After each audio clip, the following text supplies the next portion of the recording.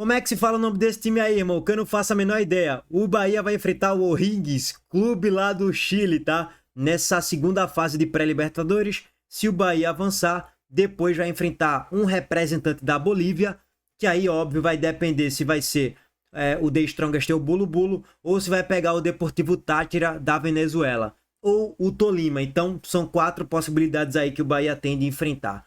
Teoricamente, o mais provável é que o Bahia enfrente o Tolima. O Tolima já está esperando também ou o The Strongest ou o Bulu Bulu ou o Deportivo Táchira aí na próxima fase da Libertadores. Óbvio, se o Bahia passar do O'Higgins, né? O primeiro jogo vai acontecer ali no dia 18 de janeiro, fevereiro foi mal, e o segundo jogo no dia 25 de fevereiro. Jogo de ida lá no Chile, jogo da volta na Fonte Nova. Acho que fica melhor assim pro Bahia, né? Jogo da ida tenta buscar um empate ou vencer por um gol de diferença, se perder só por um, e decide na Fonte Nova, que deve estar lotada, para o Bahia se classificar aí para a terceira fase da Libertadores. Depois o buraco é um pouco mais embaixo. Velho, The Strongest, Deportivo Táchira, Bulu Bulu, eu acho que não bota medo em ninguém. Eu fui até dar uma olhadinha rápida aqui no Deportivo Táchira, que jogou a Libertadores esse ano, no grupo do Flamengo, LDU e Central Córdoba. O Deportivo Táchira apanhou todos os jogos, sofreu 11 gols, marcou 4, teve um saldo de menos 7. Ou seja, foi o saco de pancadas no grupo C da Libertadores. Beleza que o Flamengo foi o campeão da Libertadores e a LDU foi semifinalista, mas ainda assim é um time que não representa grandes perigos e grandes ameaças para o Bahia, não. É o famoso, é só segurar lá na Venezuela. Se empatar o jogo lá ou perder por um gol de diferença, o Bahia vai reverter na Fonte Nova. A mesma coisa vale para Bahia e O'Higgins. Se o Bahia perder por um gol lá no Chile, eu acredito que reverte na Fonte Nova. Acabou, não tem muito mistério. Agora, Tolima da Colômbia, aí eu já acho que o buraco é um pouco mais embaixo. Detalhe que eu não sou um profundo conhecedor do Tolima, mas acho que é um time que coloca um pouco mais de medo, até pelo próprio ranqueamento da Conmebol e todo o contexto da história do Tolima, que não é uma grande história, uma baita de uma história, mas ainda assim é um time mais chato de ser batido do que um The Strongest, Bulu Bulu ou o Deportivo Táchira. Óbvio que Libertadores é traiçoeira, não tem nada garantido para o Bahia, mas eu acho que foi um chaveamento, de certo modo, não tão difícil assim. Foi um chaveamento que dá para o Bahia avançar. Deve passar do O'Higgins, que normalmente são esses clubes aí de segunda a terceira prateleira do futebol sul-americano, às vezes das ligas nacionais inclusive, né? O O'Higgins que se classificou aí na última bola do jogo, basicamente contra o Everton, venceu por 1-0 e acabou se classificando aqui aos 97 minutos, aos 52 do segundo tempo. E aí, pegando rápido aqui a questão da tabela de classificação, nessa temporada o O'Higgins foi terceiro colocado do Campeonato Chileno, na frente da Universidade do Chile, na frente do Colo-Colo, na frente do Achipato, na frente do Palestino, que são clubes mais conhecidos, tá? Ficou atrás da Universidade Católica e também do Coquimbo Unido, que garantiram aí vaga na Libertadores da América. Bom, só para pegar aqui um pouco do histórico, esse é o estádio que o Bahia vai enfrentar, que é o Estádio El Teniente. Acho que a tradução literal é o estádio O Tenente, com a capacidade aí de cerca de 15 mil torcedores. Ou seja, não acredito que vai ter aquela pressão absurda. De certo modo, a arquibancada fica relativamente distante aqui das 4 linhas. Então, não vai enfrentar uma grande torcida em tese. Não vai enfrentar uma altitude nesse primeiro momento contra o O'Higgins, a não ser que pegue um The Strongest, né? Na terceira fase, se o The Strongest passar do Bulu Bulu, Deportivo Táchira, ou enfim, depois passar do Tolima. Aí aguardar o que é que vai acontecer. Mas no primeiro momento não deve pegar uma altitude pesada e acredito que o Bahia deve passar sem muitos sacrifícios, sem muito perrengue, tá?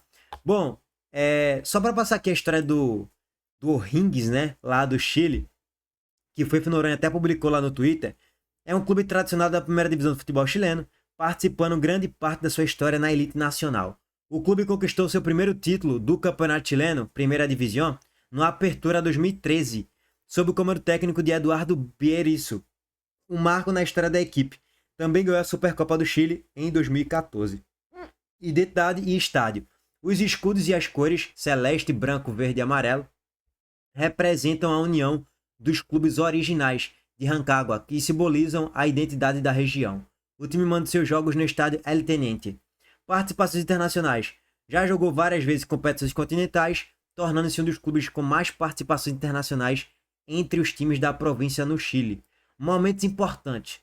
Além do título de 2013, o clube teve participações marcantes na Copa Libertadores e outros torneios, destacando-se especialmente em períodos históricos, como nas décadas de 70 e 80, ou seja, já faz um tempo que o O'Higgins não ameaça e não bota medo em ninguém, né? O último título foi em 2013, ou seja, 12 anos atrás. O time enfrentou desafios e também descensos ao longo dos anos, mas sempre conseguiu retornar à elite do futebol brasileiro.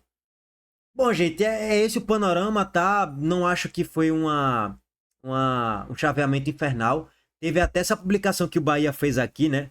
Lá antes do sorteio começar, que você ia escolhendo aqui os times dos adversários do Bahia, né? Dos possíveis adversários do Bahia. E assim, eu cliquei aqui aleatoriamente e bateu LDU ou Barcelona de Guayaquil. Aí seria um azar que o Bahia ia dar. Seria uma possibilidade bem mais difícil do Bahia enfrentar. LDU, atual semifinalista da Libertadores. Barcelona de Guayaquil, sempre é um time chato de se enfrentar. Principalmente lá no Equador. Então, é sempre chato, sempre difícil, time de tradição, time de muita história na Libertadores. Não é o caso do O'Higgins. E também não é muito o caso do Tolima, do The Strongest, do Deportivo Táchira mas normalmente quando esses times participam, eles são saco de pancadas. Então, o Bahia acredito que pode ter dificuldade sim para avançar para a fase de grupos, principalmente se pegar o Tolima. Caso contrário, cara, só é fazer 2 jogos decentes aí que o Bahia deve se classificar. Lógico, fica o ponto de preocupação fora de casa, né? Porque o Bahia não joga rigorosamente nada fora de casa. Precisa qualificar um pouco mais o seu grupo de jogadores para ter um equilíbrio maior na equipe e você passar ali para uma fase de grupos sem muito perrengue, sem muito estresse. Se continuar jogando essa bolinha ridícula fora de casa, vai ter dificuldades. Aí sim. Aí é aguardar. Aí é aguardar. Mas se fizer um jogo minimamente decente fora de casa, contra o O'Higgins e contra o Tolima, deve avançar. Acredito que sem muito estresse, sem muito perrengue, tá? E o Botafogo? O Botafogo vai enfrentar um clube da Bolívia, né? Um clube boliviano. Se passar, ó, o C5 ele vai enfrentar o C4. O C4, aí você tem o Argentino Júnior contra um representante aqui do Equador. Que aí tem algumas possibilidades aqui, né? Do Equador tem a Universidade Católica e seria basicamente isso também. Então, assim, o Argentino Júnior pode dar um trabalhinho aí, tá? Pode dar um trabalho. Agora, da Bolívia, esse time da Bolívia não entrega muita dificuldade, não. O Botafogo também é bem favorito para avançar para as próximas fases da Libertadores, tá? No caso, chegar na fase de grupos, pelo menos. E aqui, ó, o Bahia que tá nesse C7, aqui, ó, C7 vai enfrentar o C2, que é o Desportes Tolima contra o E1. O E1, quando a gente vem para cá, ó, vai ser o Deportivo Táchira ou um representante boliviano, como a gente já trouxe aqui, que pode ser o The Strongest ou o Bulo Bulo.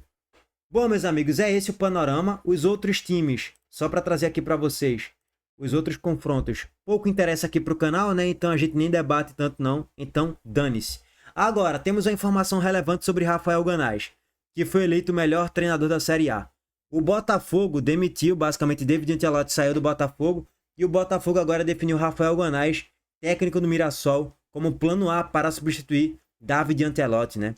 No entanto, até o momento, o Mirassol não recebeu contatos do Alvinegro por Ganaz, eleito o melhor treinador do Brasileirão. Cara, se o Mirassol perder Rafael Ganaz, é só questão de tempo para despencar e cair para a Série B. Tá contratando Lucas Mugni do Ceará. Já fechou o contrato, inclusive, com Lucas Mugni do Ceará. Tá buscando Fábio Matheus do Sport, da base do Sport, que oscilou muito na última Série B de 2024, aqui no Sport. Esse é o plano. Perdeu o Danielzinho, meia, um dos melhores meias do Campeonato Brasileiro, foi pro São Paulo, né? Então, assim, tá perdendo peças importantes e pode perder o seu principal craque, a sua principal estrela, que é o treinador Rafael Ganaz. Se perder esse combo aí, pode se preparar, que a Série B vem e vem forte, tá? É o famoso só questão de tempo. Bom, rapaziada, é isso. Abraço para todos vocês. Estamos de volta mais tarde aqui em vídeo. Deixa o like, se inscreva no canal e ativa as notificações. Aquele abraço. Pro Mirassol, é bom abrir o olho, senão é tromba.